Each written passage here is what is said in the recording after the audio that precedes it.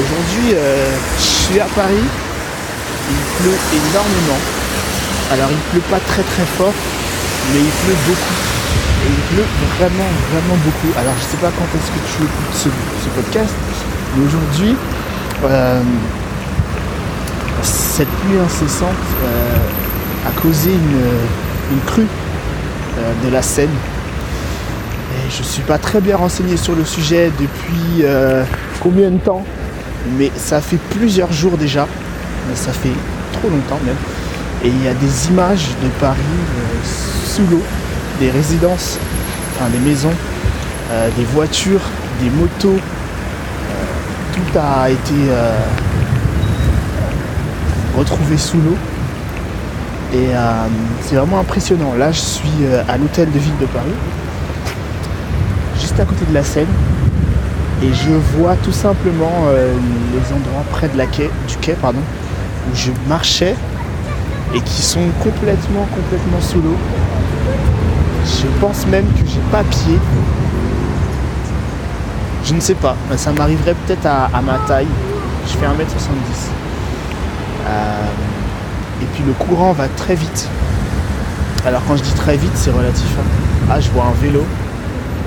Il y a un vélo là qui est complètement sous l'eau. Et je vois la roue qui dépasse. Et donc quand je dis le courant va très vite, c'est en fait je vois le déplacement est plus rapide que ce que j'ai l'habitude de voir de la Seine.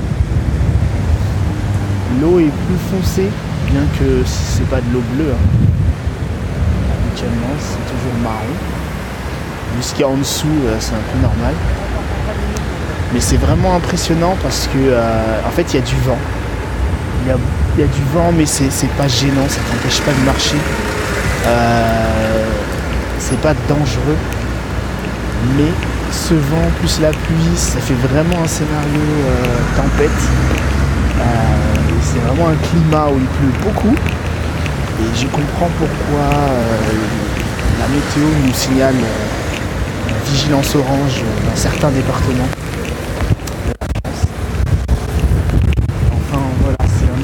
Vraiment spectaculaire, c'est impressionnant de voir comment la nature peut à tout instant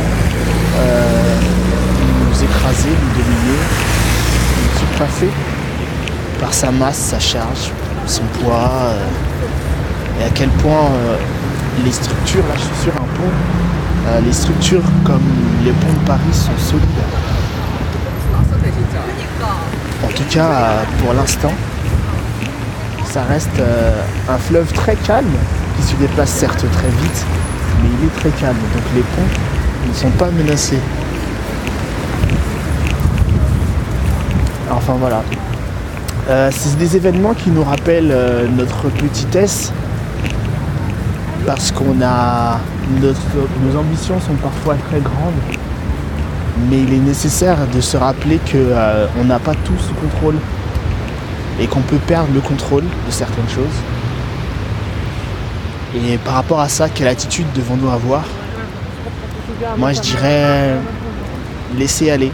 Alors je dis pas laisser faire, c'est-à-dire être dans la passivité, mais je dirais tout simplement accepter que ça se passe comme ça, et plutôt que de chercher à l'empêcher ou à le dévier. Pour la prochaine fois, ce sera utile pour anticiper. Mais là, pour le moment, quand on est en pleine tempête, en pleine galère, on est dépassé par les événements, je suis plutôt adepte de laisser faire. D'accepter ce qui se passe et de s'adapter. Voilà, je dirais plutôt ça, s'adapter. Ça, c'est une leçon que j'essaie d'intégrer dans tous les domaines de ma vie. Au travail ou pas. Et ça m'a vraiment beaucoup changé par rapport à mon rapprochement aux événements. Notamment ne pas me donner la responsabilité de ce que je ne peux pas contrôler. Certaines choses se passent et c'est pas de ma faute. Quand c'est de ma faute, on fait ce qu'il faut pour anticiper pour la prochaine fois. Et quand ça ne l'est pas, on laisse. On laisse, c'est tout.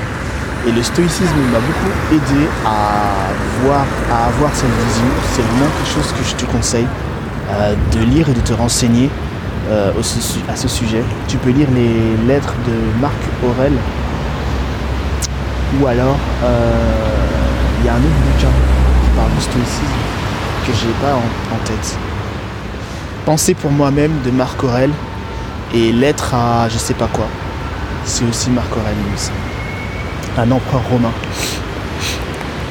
Ok, ça fait un petit moment qu'on est ensemble. La question du jour. Que voudrais-tu devenir ? Dis-moi en commentaire. Fais-moi savoir ce que tu voudrais devenir, ce que tu penses de ce podcast. Et là, j'ai les pieds tout mouillés, donc il est temps de rentrer chez moi. À bientôt.